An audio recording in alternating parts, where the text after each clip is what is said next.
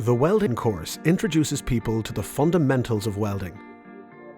Trainees learn the basic skills of MIG, TIG and manual metal arc welding, as well as oxyacetylene cutting, the use of abrasive wheels, and safety in the workplace. This is a practical, hands-on training course.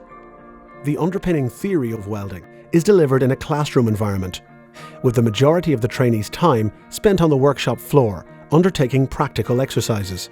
Here, learning a skill is all about doing. In the workshop, experienced instructors demonstrate welding and techniques. Trainees are then given the opportunity of practicing these techniques in order to develop and hone new skills.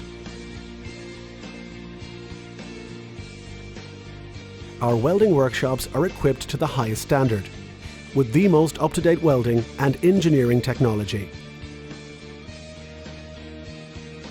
As part of the course, trainees also undertake a work placement within industry.